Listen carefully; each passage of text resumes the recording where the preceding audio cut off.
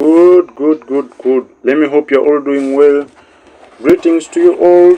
This is Teacher Dr. Mgomba Ronald, and today we are going to go ahead and look at the light reactions during the process of photosynthesis. If you are new here on this YouTube channel, consider to like, consider to subscribe, consider to share with your colleagues, consider to recommend your colleagues. Please drop in your comments. So during the light reaction of photosynthesis, we are going to be looking at the light reactions of photosynthesis that take place in green plants. The process of photosynthesis is simply the process by which green plants are able to make their own foods using sunlight energy as their source of energy, which is usually trapped in by molecules known as the chlorophyll molecules. So we have what we call chlorophyll. Chlorophyll is the molecule which usually traps the sunlight energy. But what we need to note with maximum emphasis is the fact that usually these chlorophyll molecules are usually packed in forms known as photosystems. So the different parts, we have photosystems. Within the leaf we have different organizations of chlorophyll molecules which receive light radiations at different wavelengths. So we have photosystem 1 and photosystem 2, and we are going to look at the roles of each of those photosystems, photosystem 1 and photosystem 2. But what we need to know is it's like a collection of chlorophyll molecules which have the ability to trap sunlight energy of different varying wavelengths. It is all aimed at ensuring that we have maximum light absorption and maximum rate of photosynthesis. So this whole process of photosynthesis all begins when sunlight hits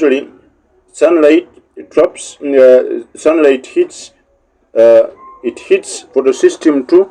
When it hits photosystem 2, light energy, the electrons that are usually present in the chlorophyll molecules, because usually the chlorophyll molecule has electrons which we can denote as this.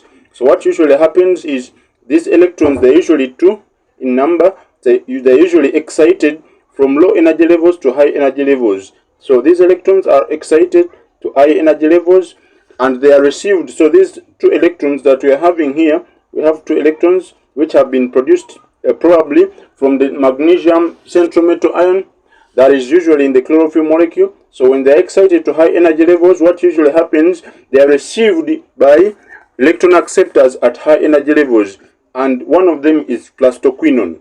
So what usually happens is these electrons are usually unstable. So because of the lack of stability at high energy levels here, because of the stability of very high energy levels at plastoquinone, these electrons are known to start to fall back to low energy levels.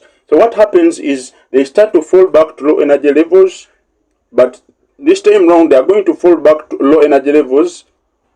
From plastoquinone, they are going to fall back to photosystem 1. So photosystem 1 is relatively at a lower energy level compared to photosystem 2. So these electrons are going to fall back from plastoquinone, which is at high energy level, to photosystem 1, which is at a lower energy level. And by so doing, usually what happens is these electrons, as they fall down to lower energy levels, because they possess some energy, this energy is usually emitted, and that energy is usually used to these electrons, as they fall back to lower energy levels, they go through a series of electron transport system, or electron transport chain, or electron carrier chain. So these electron carrier chains, as these electrons are falling back to lower energy levels, they emit energy. So that energy is the one that is usually used to phosphorylate ADP and an inorganic phosphate to ATP. So we end up forming ADP. We end up forming ATP. How is the ATP generated? As these electrons are falling from high energy levels to low energy levels. Usually, what usually happens is when the electrons are falling from high energy levels to low energy levels, energy is released. That energy that is released as a result of these electrons falling down, it is usually used by the enzymes to phosphorylate ADP to ATP. And this energy is going to be used in the light independent reactions of photosynthesis. So now what usually happens is, now still light strikes photosystem 1. So even at photosystem 1 we usually see light striking photosystem 1.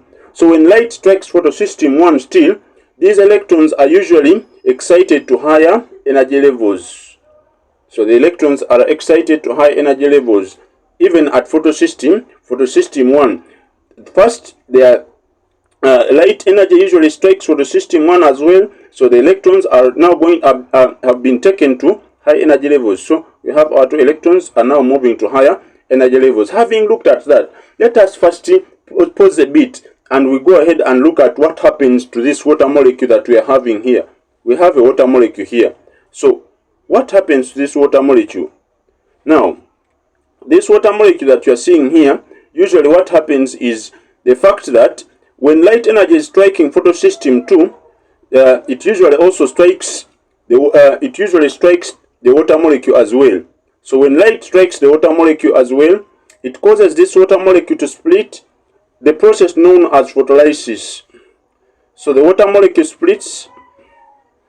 The water molecule splits into two. It splits into two protons, as we are going to see. So it splits into two protons.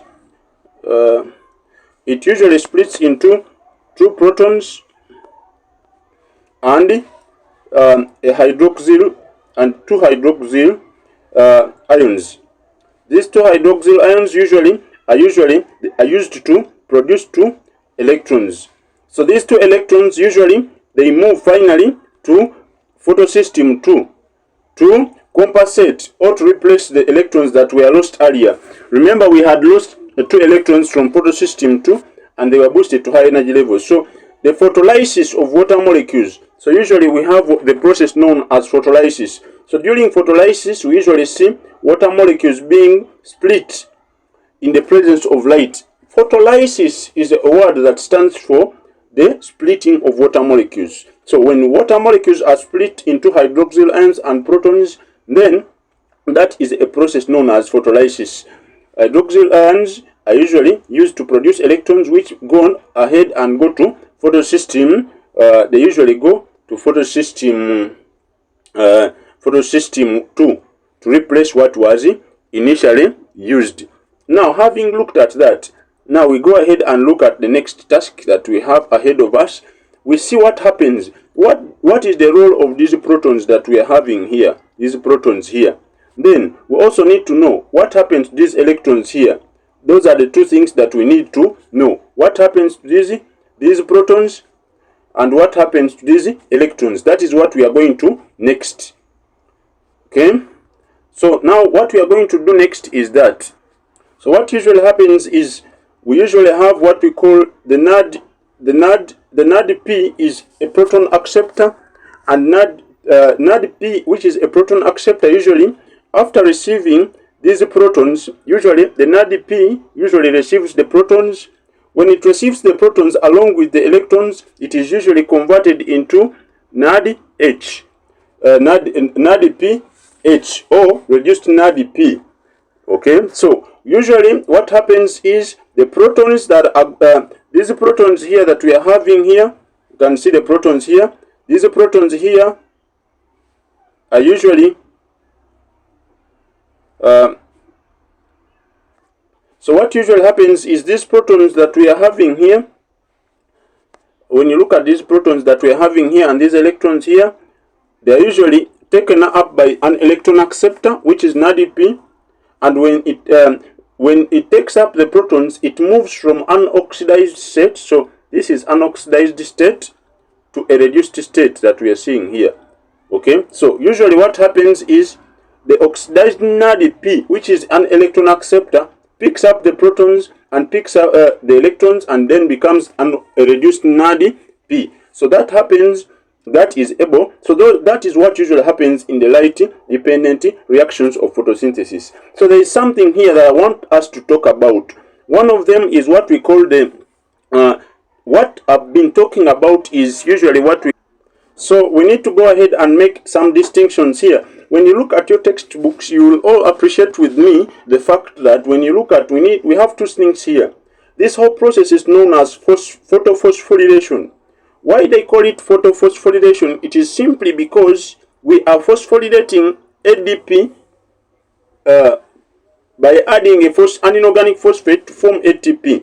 That is why they call it phosphorylation. But since it is taking place in the presence of light, we usually call it photophosphorylation. Now, putting that aside, then we need to understand the difference between what we usually call cyclic photophosphorylation and non-cyclic photophosphorylation. So those two terms here, we have cyclic photophosphorylation and non-cyclic photophosphorylation. Now, what we have been talking about here, the whole thing is what we call the non-cyclic photophosphorylation. In some books, you'll find it being called the Z scheme. So the Z scheme is the one that usually talks about all this thing all up. The Z scheme. In the Z scheme, the first electron acceptor, so the electron donor, usually in the Z scheme, is the photosystem. We know our electron donor is water. So what we usually have here is the whole thing is what they call the Z scheme, where we see electrons traveling from photosystem 2 to photosystem 1, and then finally they are received by reduced NADP. So NADP is the final electron acceptor in non-cyclic photophosphorylation, or the Z scheme.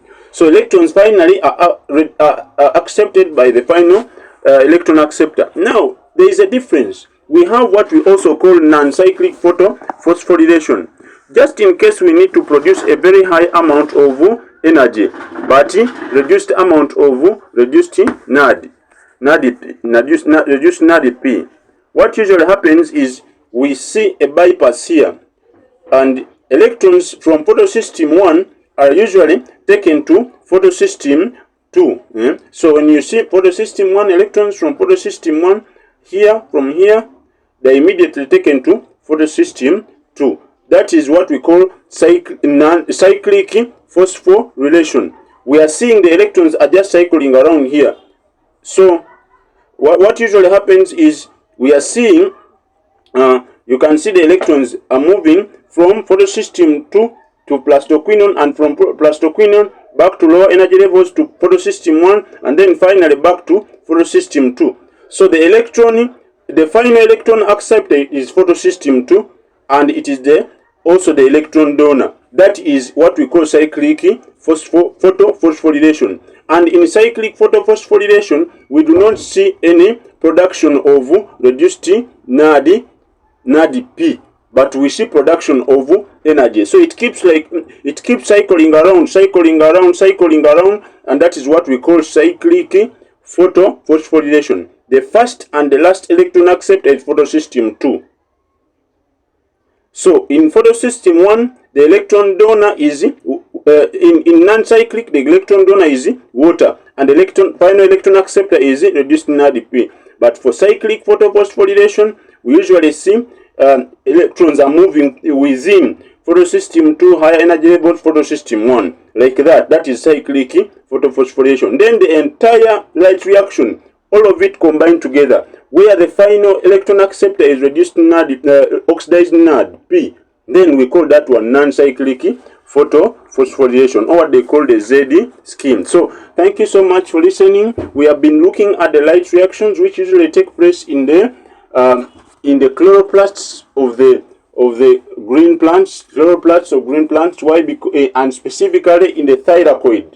The thylakoid, that's where the light dependent stage takes place, where we have chlorophyll molecules. We call this reaction photophosphorylation because we are seeing production of ATP from ADP and an inorganic phosphate in the presence of light energy. I remain teacher Dr. Mugomba Ronald. Consider to share, consider to subscribe, consider to place in your comments.